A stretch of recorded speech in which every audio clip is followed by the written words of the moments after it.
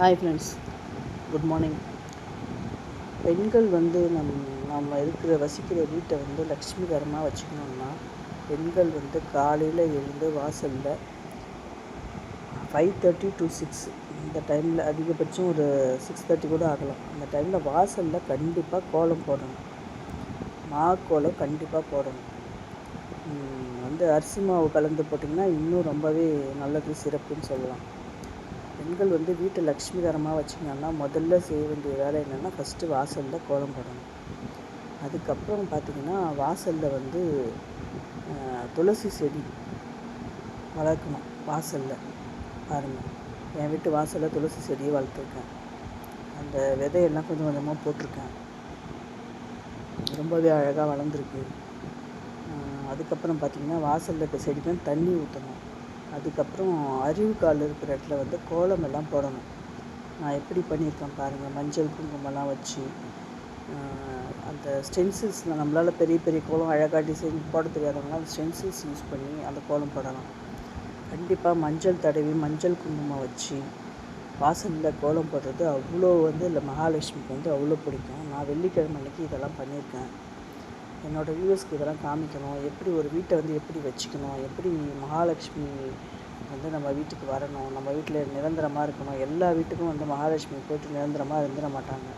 நம்ம வீட்டை எந்த அளவுக்கு சுத்தமாக வச்சுக்கிறோம், எந்த அளவுக்கு பூஜை பண்ணுறோம், அதை பார்த்து தான் எல்லாமே மகாலட்சுமி வந்து நம்ம வீட்டில் வந்து இருப்பாங்க. அதுக்கப்புறம் என் வீட்டில் வந்து துளசி மாடம் வந்து வளர்க்குறது, துளசி மாடத்தில் துளசி வளர்க்குறது வந்து அவ்வளோ சிறப்பு. என் வீட்டில் வந்து நான் வெள்ளிக்கிழமை வந்து பூஜை பண்ணியிருக்கேன். எப்படிலாம் ஒரு வீட்டை வச்சுக்கணும், என்னென்னலாம் பண்ணணும், என்னென்னலாம் செய்யணுன்ற டிப்ஸ் வந்து நான் அடுத்த வீடியோவில் சொல்கிறேன் பாருங்கள். அங்கே துளசி மாடத்துக்கிட்ட அழகாக கோலம் போடணும். கோலம் போட்டு துளசி மாடத்தை பூஜை பண்ணணும். அந்த துளசி இலைக்கு பொட்டு வைக்கணும். துளசிக்கு வந்து சும்மாவே அப்படியே விட்டுடக்கூடாது. நம்ம மாடை வச்சுருந்தா கூட வெள்ளிக்கிழமை நைட்டு வந்து 7 to 8 மகாலட்சுமிக்கு வந்து இந்த துளசி அம்மாவுக்கு வந்து இந்த பூஜை பண்ணுற டைம் வந்து அவ்வளோ உகந்த டைமு. நான் பாருங்கள் எப்படி வச்சுருக்கேன் துளசி மாடத்தை. அந்த இடத்துல அந்த மாடத்தில் கண்டிப்பாக ஒரு விளக்கு ஏற்றணும். நெய் விளக்கு ஏற்றுனீங்கன்னா அவ்வளோவும் வந்து மகாலட்சுமிக்கு அவ்வளோ பிடிக்கும். துளசி இலைக்கெல்லாம் நான் 1-2 பொட்டு வச்சுருக்கேன் பாருங்கள். அந்த மாடத்துக்கு மஞ்சள் குங்குமம் தடவி பொட்டு வச்சுருக்கேன். அது எப்படிலாம் செய்யணும், எப்படிலாம் வழிபடணும் துளசி மாடத்தை, நான் வந்து ஒவ்வொரு நாளும் ஒவ்வொரு வீடியோ போடுறேன் உங்களுக்கு. கண்டிப்பாக பாருங்கள், அதுபடி ஃபாலோ பண்ணுங்கள். இது வந்து என் வீட்டில் மாடியில் பால்கனியில் வச்சுருக்கேன் நான், ஃபஸ்ட் ஃப்ளோரில்.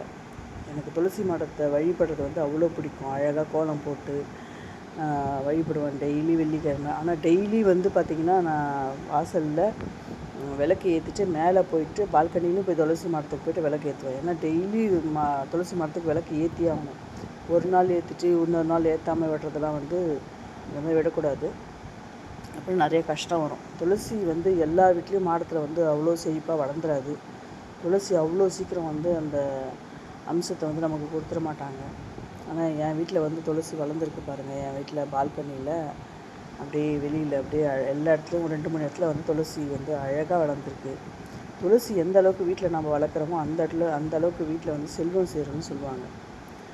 அதுக்கப்புறம் பார்த்திங்கன்னா வெள்ளிக்கிழமை பாருங்கள், பெருமாள், உலகளந்த பெருமாள், படிகளந்த பெருமாள்னு சொல்லுவாங்க, கேட்டிருக்கீங்களா?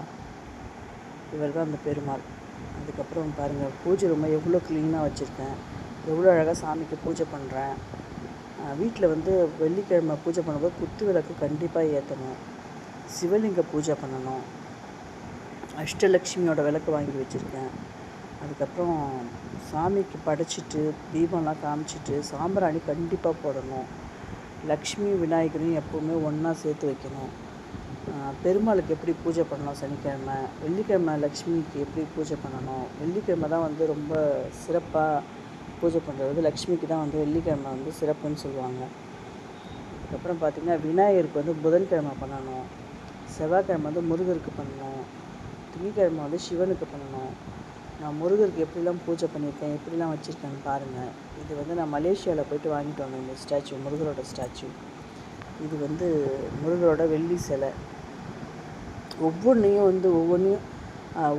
ஒவ்வொரு சாமியும் வந்து தட்டில் வைக்கணும். அப்படியே சும்மா அப்படியே தரையிலலாம் வைக்கக்கூடாது. அழகாக ஒரு தட்டில் வச்சு வழிபடணும். இந்த 2 விளக்கு நான் ஏன் ஏற்றலைன்னா, சனிக்கிழமை தான் ஏற்றுவேன் அந்த 2 விளக்கையும். சிவனுக்கு பாருங்கள் பூஜை எப்படி பண்ணியிருக்கேன், எவ்வளோ அழகாக நந்திக்கு, சிவலிங்கத்துக்கு. இது வந்து சிவலிங்கம் வந்து நான் திருவண்ணாமலையில் வாங்கினேன். சரஸ்வதி பாருங்கள், அன்னபூர்ணி அம்மா பாருங்கள், எல்லாமே எவ்வளோ அழகாக ஒவ்வொன்றும். இவங்க வாராகி அம்மன். ஒவ்வொருத்தருக்கும் ஒவ்வொரு நாள் ஒரு சிறப்பு இருக்குது. சனிக்கிழமை வந்து வாராகி அம்மனுக்கு பூஜை பண்ணணும். அவங்களுக்கு வந்து வெண்கடுக்கு வச்சு தேங்காய் எண்ணெயில் வெண்கடுக்கு கலந்து அதில் திரி போட்டு விளக்கேற்றினா வாராகி அம்மனுக்கு வந்து அவ்வளோ சிறப்பு. நமக்கு இருக்கிற கடன் எல்லாமே தீர்ந்துடும். சரிங்களா? இப்போ ஒவ்வொரு நாளும் நான் ஒவ்வொரு டிப்ஸு சொல்ல போகிறேன் உங்களுக்கு. ஸோ என்னோடய வீடியோஸ் பார்த்துட்டு பிடிச்சிருந்தால் லைக் பண்ணுங்கள். சப்ஸ்கிரைப் பண்ணாதவங்க சப்ஸ்கிரைப் பண்ணுங்கள். மறக்காமல் அந்த சேனல் வந்து யாரெல்லாம் ஃபாலோ பண்ணலையோ ஃபாலோ பண்ணுங்கள். நான் ஒவ்வொரு நாளும் ஒரு டிப்ஸ் சொல்லிகிட்டே இருக்க போகிறேன். பூஜை ரூமில் என்னென்னலாம் பண்ணணும், எப்படி க்ளீனாக வச்சுக்கணும், மகாலட்சுமிக்கு எது பிடிக்கும், இதெல்லாம் அவங்களுக்கு சிறப்பு, இதெல்லாம் நம்ம வழிபடணுன்றதை சொல்ல போகிறேன். ஓகே கைஸ், நான் உங்களை நெக்ஸ்ட் வீடியோவில் பார்க்குறேன். பாய்.